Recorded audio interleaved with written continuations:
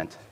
All right, let's go ahead and move on to our next item, 6.5 or 9:10 a.m. item. Consideration of A, waiving the formal bidding process per purchasing code 2-38.1, as this is an annual contract for services that have not increased more than the consumer price index, and 2-38.2, as it is not in the public interest due to the unique nature of goods or services, and B, a 5-year lease of 26 automated license plate reader cameras from Flock Group Incorporated, 1170 Howell Mill Road, Northwest Suite 210, Atlanta, Georgia, 30318, in an amount not to exceed $68,500 per year or $342,500 for 5-year agreement. And C, authorizing the chairman of the Board of Supervisors to sign. And I see we have our Sheriff's Department. Please come on up. Thank you for being here today.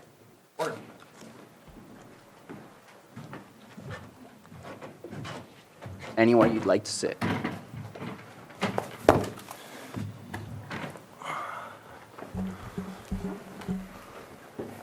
There you go. Thank you for having us this morning. Sheriff Howe regrets that he has a other commitment today, so he asked me to come in his place.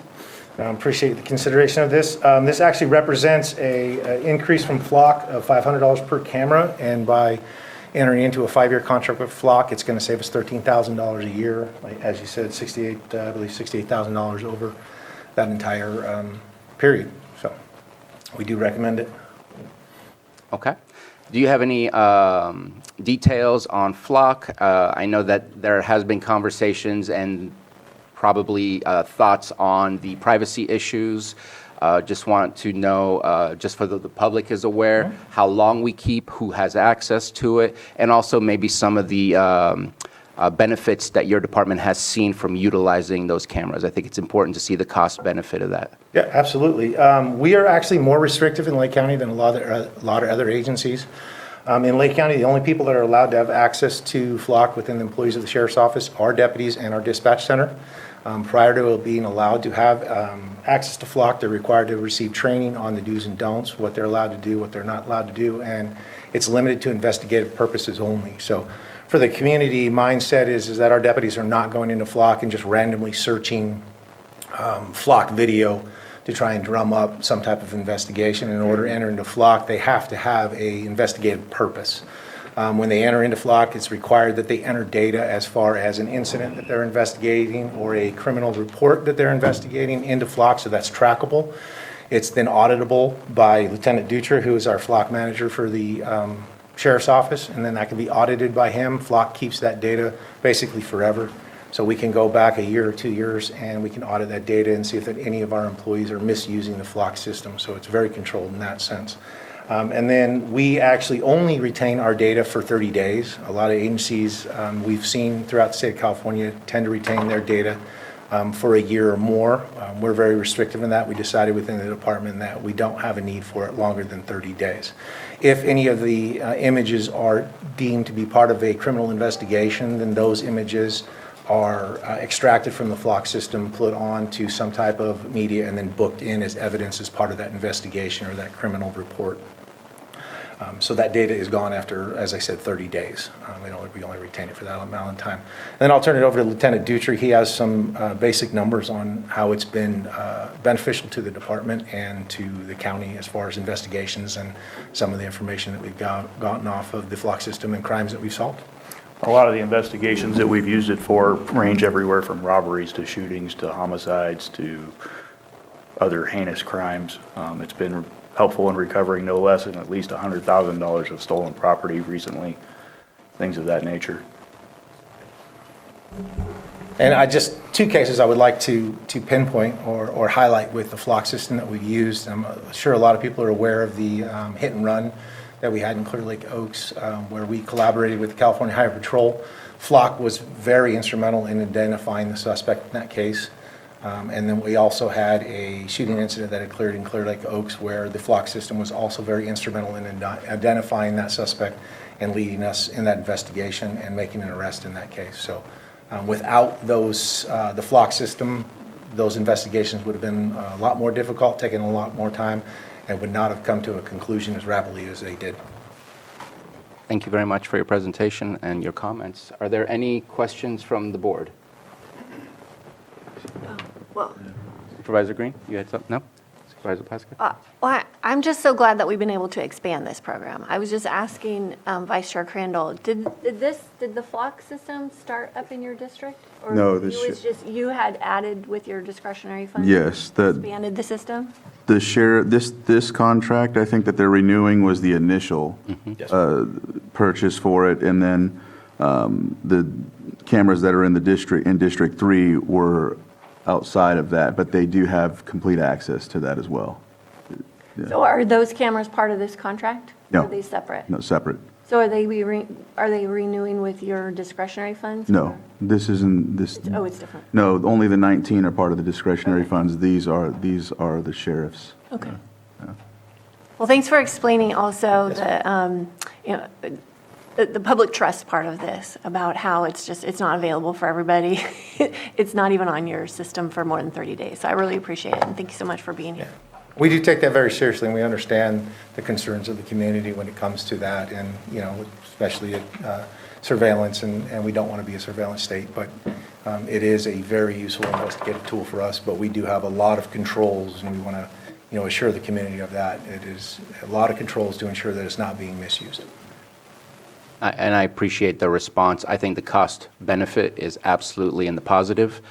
We are able to apprehend people just after a crime rather than having to do a very in-depth investigation and talk to witnesses. If we know what the car looks like, we can find out where it's going just by identifying that vehicle and using those cameras. And I think that's an amazing asset. It gives us a live feed around the county to find what we're looking for.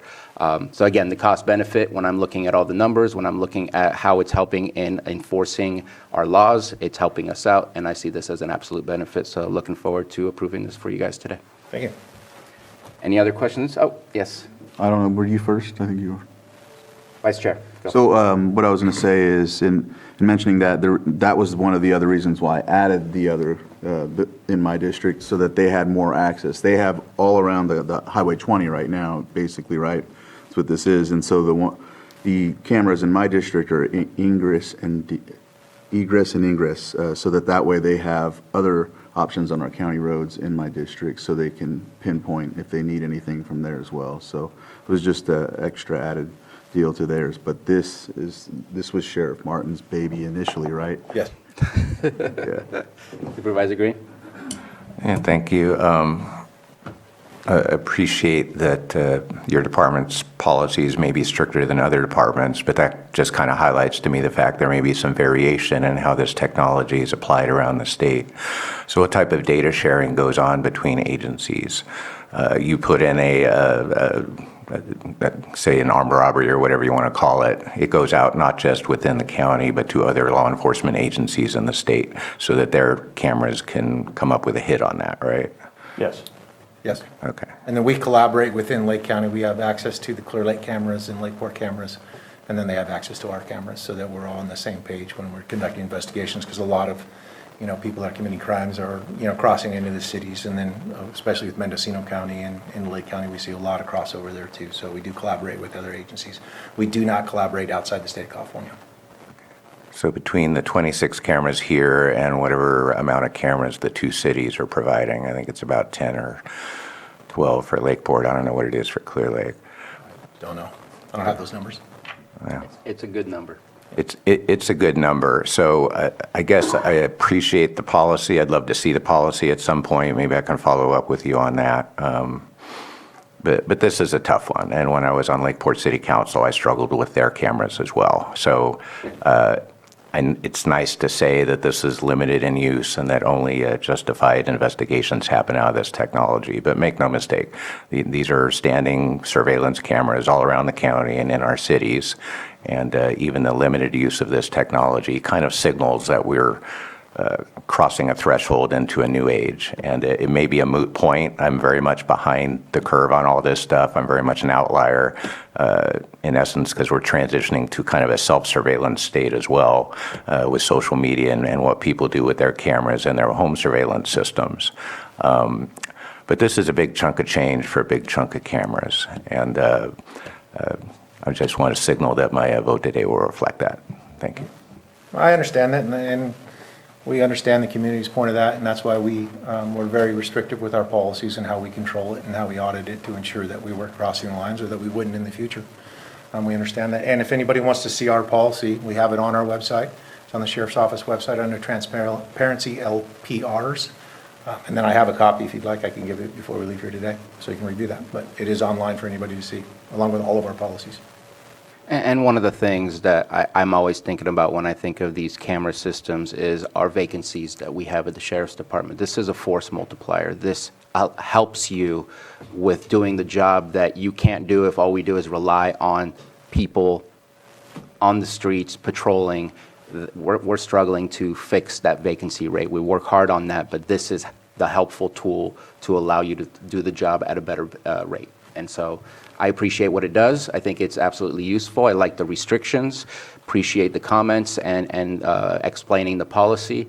I'm comfortable with moving forward. I think it's a great tool. Let's keep using it. And 5 years, absolutely. We're not going to make this go away in 1 year, and saving some money is even better. So looking forward to approving this and opening up for public comment and coming back for action. It's a little long. Mr. Chair, I move that we waive the formal bidding process per purchasing code 2-38.1, as this is an annual contract for services that have not increased more than the consumer price index, and 2-38.2 as not in the public interest due to the unique natures of goods or services. Can I do it all as one? Separate? Probably preferable to do it Okay. separately between A, and then B and C can be taken up together. Okay. Second. We have a motion and a second. All in favor? Aye. Aye. Any opposed? Motion carries. B, approve a 5-year lease of 26 automated license plate reader cameras from Flock Group, Inc., 1170 Howell Mill Road, Northwest Suite 210, Atlanta, Georgia, 30318, in an amount not to exceed $68,500 per year or $342,500 for 5-year agreement, and C, authorize the chair of the board to sign. Second. We have a motion and a second. All in favor? Aye. Aye. Any opposed? No. Motion carries. Thank you very much. So what's your rank? As of January 30th of this year, I was appointed as the undersheriff for the sheriff's That's, office. see, I didn't want to call you the wrong rank. Congratulations. Now I have to call it Lieutenant Dutra, LT. Oh.